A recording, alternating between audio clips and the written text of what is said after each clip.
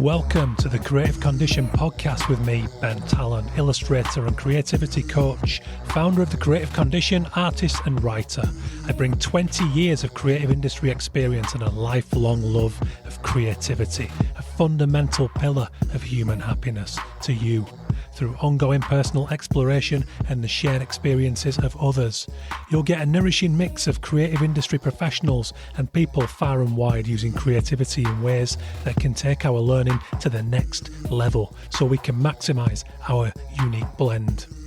The show's been supported from day one by Illustration X, a tremendous illustration agency representing a shining global roster of illustrators and animators over at illustrationx.com. The music for the show is by Dirty Freud, who you can listen to now on all good streaming services. And for everything else, for my coaching, resources and inspiration, head to thecreativecondition.com. How are you doing, guys? Welcome to the Creative Condition podcast. My name is Ben Talon. I am your host as ever. I'm back from just under a week in Mexico. It's the first time I've ever been. I was out there for the inaugural Paradiso Festival in Mérida, Yucatan, and what an experience that was. I'll talk about it briefly in a moment. Quickly, firstly, the founding sponsor for this podcast, Illustration X. They've been here since day one. They helped me get it off the ground. It was Harry's suggestion, Harry Lyon-Smith, the MD of Illustration X. And they've been here for a decade. You can't ask for more than that, can you, in terms of support? It's wonderful. You can check out their global roster of illustrators and animators now at illustrationx.com, as well as everything else that the agency is up to, which is do a great body of work in this industry, fighting for IP rights with AI, supporting the likes of the Association of Illustrators and the Society of Artists Agents. They do a lot of important stuff, and you can check out all their news also over at illustrationx.com now. I'm also going to suggest, as I always do, that you support the Ukrainian Institute. You can do that by sharing the work of their brave and wonderful creative community. Check them out at ui.org.ua and consider sharing some work on your socials, commissioning them if you're in a position to do so. Many ways you can help those guys, and you couldn't do it at a better time than it is now.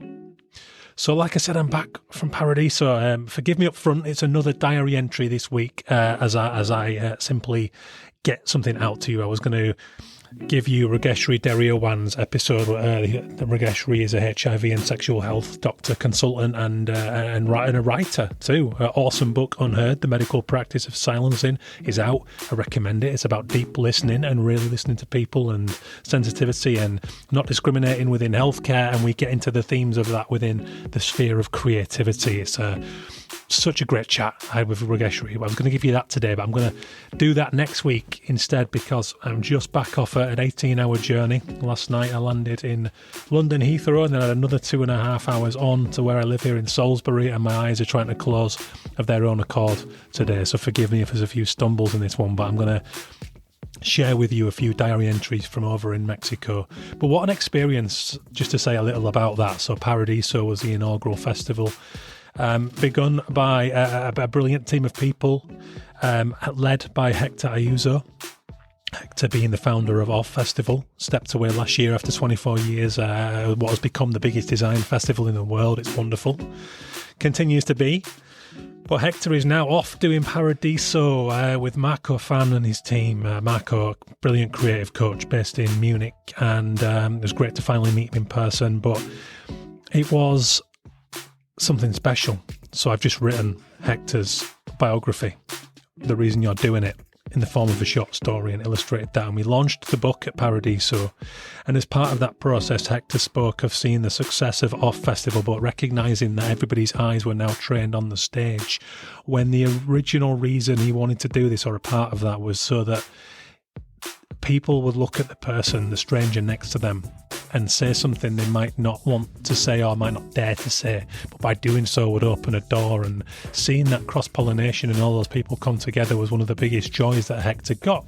But as Off had grown to a massive scale, they get about 4,500 visitors a day at the Design Museum in Barcelona, and it's a wonderful festival. I spoke there in 2023, 2024. Definitely consider going. It's a treat. But he said that by seeing that happening, he was then detached by what he wanted to see. And when he launched Paradiso in New York late last year, he saw that crackle, that energy in a smaller room, and it was what he wanted to do with Paradiso, get it back to something more amorphous and less single barreled. Now that's exactly what Paradiso was. Maximum of 200 people in Salon Galos, which was a beautiful little rustic venue with a stage area, a cinema area, and there were talks going on in both of those things. But when I say talks, there was no reliance on screens. It wasn't a formal presentation. This was a really creative range of discussion panels. There was a musical accompaniment. I saw Tim Goodman tell his story with a big double bassist and a violinist, and just an incredible experience, and someone doing something different all along the way. There was a dinner time in which there would be regional music going on. There was an exhibition going on in one corner. There was photographers, video makers drifting around, conversations happening, cocktails, beers. It was just wonderful, and so many great conversations, to the point where I couldn't sleep Saturday night. And I'd had about 3 or 4 beers and a cocktail, but I came back. I had to get away. I didn't stay for the closing party because I was just wiped out and overwhelmed, and I was just lying in bed with my head spinning around all night, and it was in the best possible way, But it was awesome. We had day trips to swim in the cenotes, which are natural sinkholes where they've formed little pools in the bottom, and local food tasting. And what that did is it turned the whole thing into what I can only describe as one giant art school trip.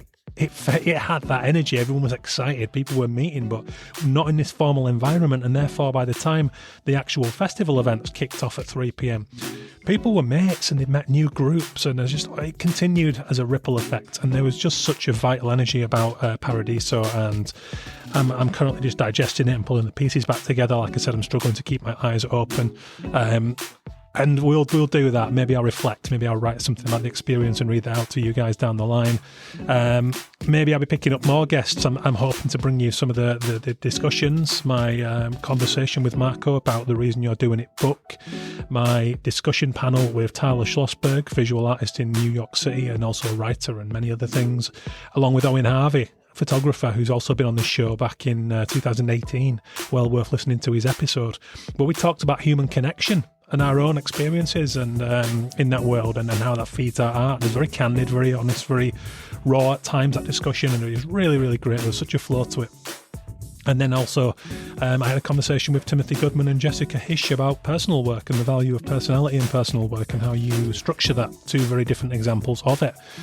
So I'm hoping to bring you those conversations as podcast episodes. We'll see how that pans out. Everyone's just letting the dust settle at the moment. But here we go. Let's have the Creative Condition Diary, latest edition, 12th of March 2025.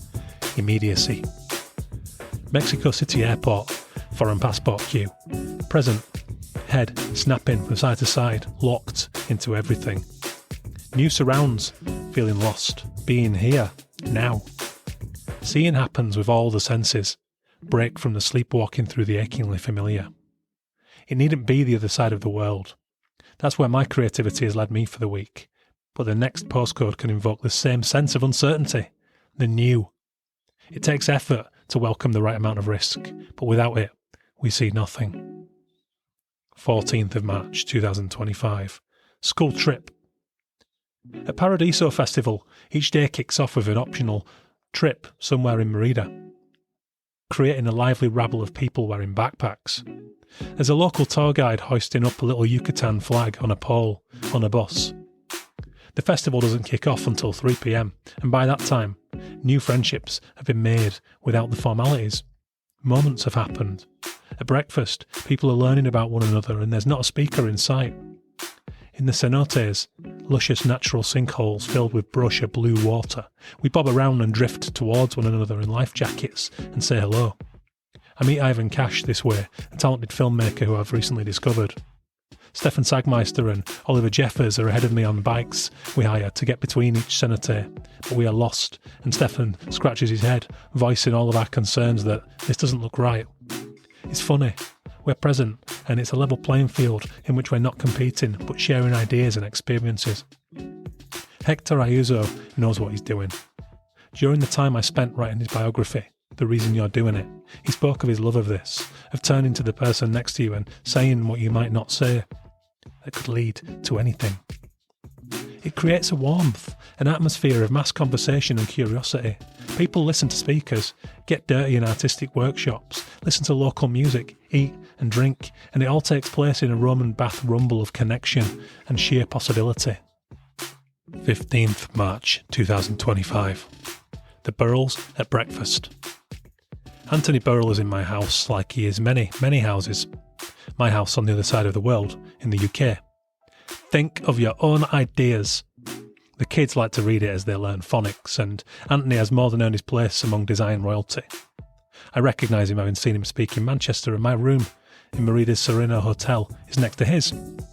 I introduce myself to him and his lovely wife, Emma, at breakfast, and join them.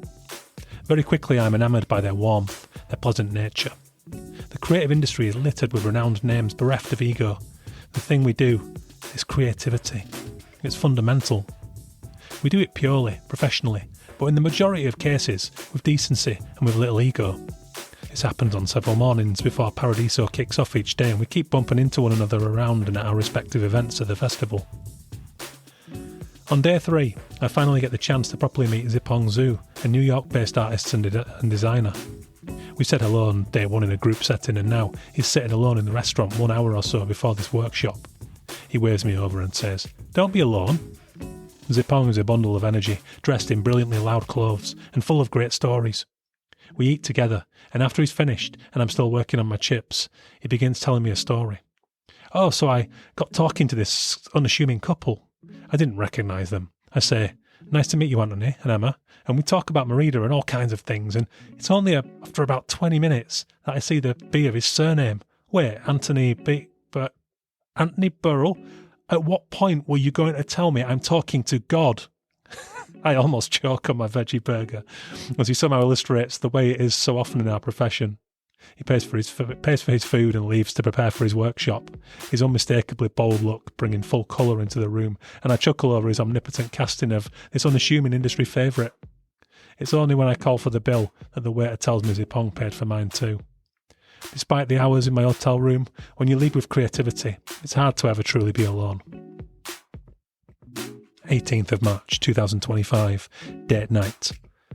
Less than 48 hours after we launch Hector Ayuso's biography, The Reason You're Doing It, at the inaugural Paradiso Festival, I get a message. Its sender, someone from Mexico City, now living in Merida, tells me that he was at the venue Salon Galos on a date. He did not know about Paradiso, but he found a copy and got talking to the designers and artists at the festival. He tried to find me, but I was busy eating at the time, unaware. But now, he explains this book has impacted him.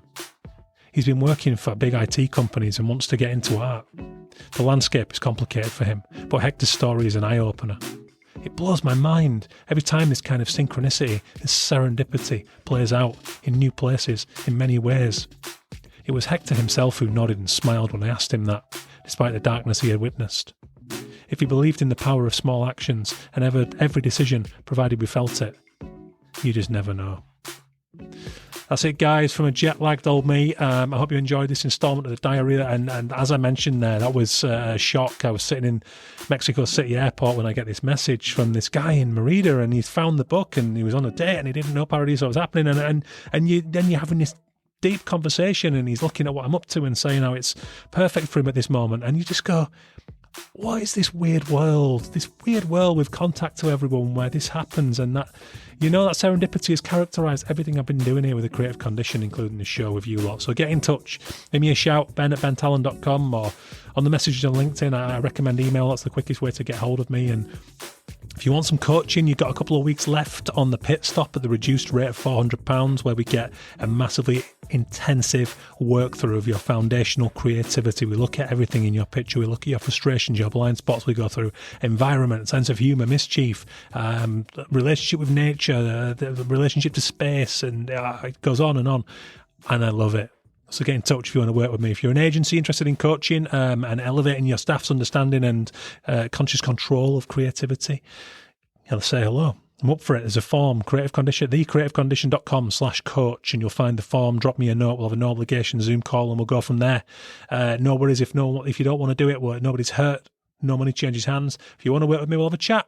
I love it very much. Get in touch, give us a shout. The book is out, The Creative Condition. You can find that on the website too, or at bentalonwriter.com/shop. Paradiso has been awesome. I need some more rest. Cheers, guys. Back next week with Rageshri Deriowan. Have a good one. Stay creative. Cheers.